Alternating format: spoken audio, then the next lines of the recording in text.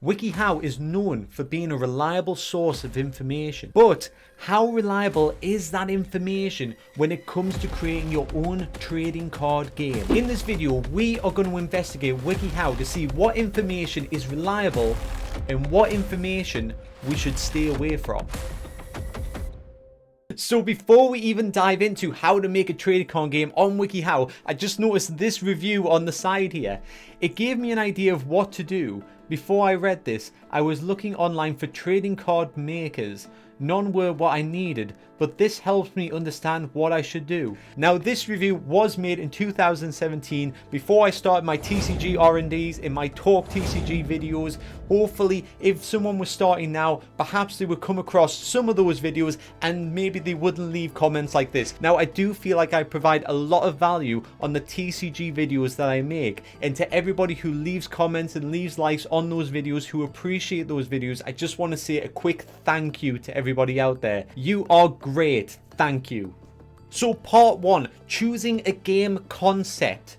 So pick a name and theme for your game. Now, this is something that I was talking about a little while ago. What's more important, a theme or the mechanics of the game?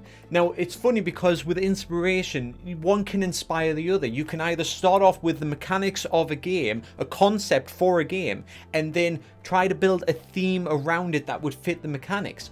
Or you could start off with the theme of the game and let that guide you into how the mechanics should play the game. So let's see what WikiHow says about it. Think about what kind of world you want in your game.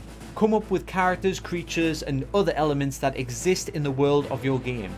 Use the theme to help you decide the name and other aspects of your game. For instance, if your game involves magic or spells, like most TCGs do, think about the type of characters that exist in the game, as well as such as elves, wizards, or orcs. So yes, we can't really knock this advice because the theme of the trading card game is very important. It is something that we should start with. You want your genre in place. You want a good catchy name, something that ties into the expectations, because a lot of players are coming in with a preconception of what to expect within your game. If you name your game Wizards and Sorceries and then it's all sci-fi stuff, people are going to be pretty disappointed. You know, people are going to go, well, where are the wizards and where's the sorcery? And you go, well, no, but we got lasers and everything like that.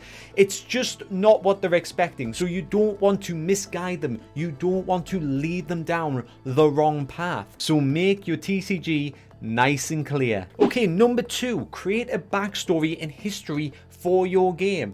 Now, is this important in a trading card game per se? A trading card game is a lot more about the mechanics of the game than the backstory of the game. It is nice to have a world built. It is nice to have something that people can interact with, a reason why those people are fighting, a reason why those creatures are doing battle. But I would say the catch is, don't dive too deep into the world. The world needs to be explored willingly by the players. You don't want them to have to read everything to then understand the game, to then just begin the game. They should be able to start the game right away, and then if they become hooked, they want to explore the world at that point. Your expanded world, your storytelling should be optional for the players. They should be able to understand the core concept before diving into anything deeper. Number 3, come up with a way for players to win the game. If you are making a fighting game, your goal could be simply defeat your opponent by playing cards that beat theirs. Adding goals to your game can also force players to strategize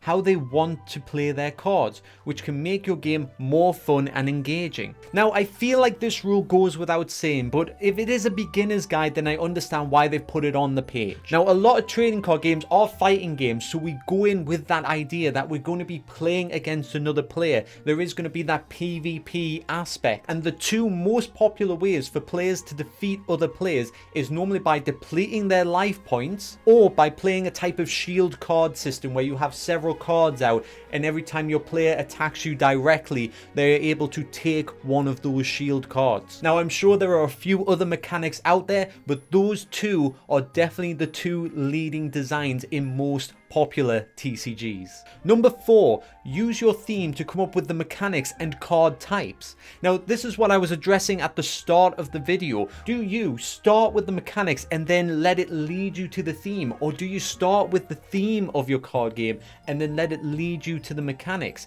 The way WikiHow is showing you that there is only one way to actually start with the theme and then come up with the mechanics around that. But remember, there is another choice there. Creativity comes in many forms, so all of this advice that you're getting on this page, you could probably do in any different order that you want. When it comes to the creative side of making your own trading card game, you need to choose the path of least resistance so as to avoid suddenly hitting that brick wall and feeling like you can't progress anymore. So part 2, making rules and strategies. Number 1, research the rules of other trading card games for inspiration.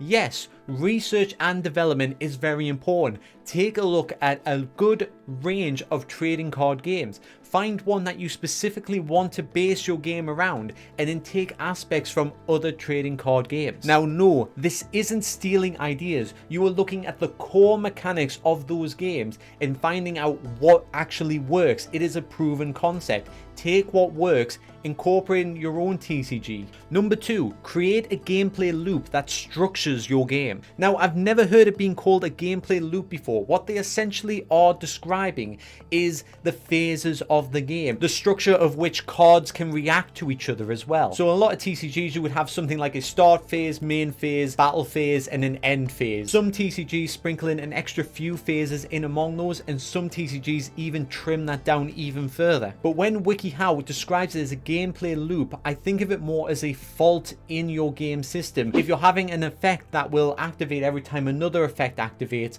and then they start to infinitely loop, I associate it as a bad thing. Perhaps you feel a bit different. Let me know in the comment section below. But I do feel like this wording should be changed. Right, number 3.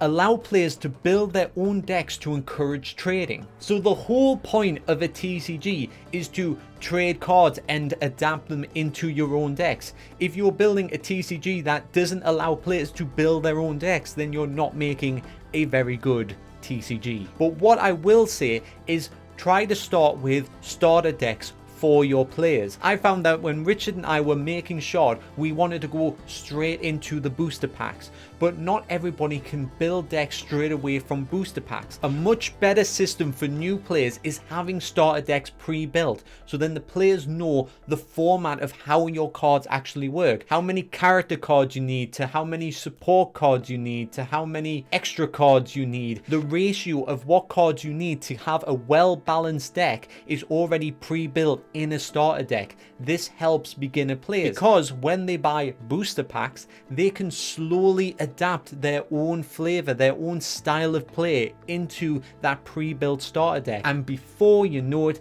they have a completely different deck from the starter deck that you provided to them.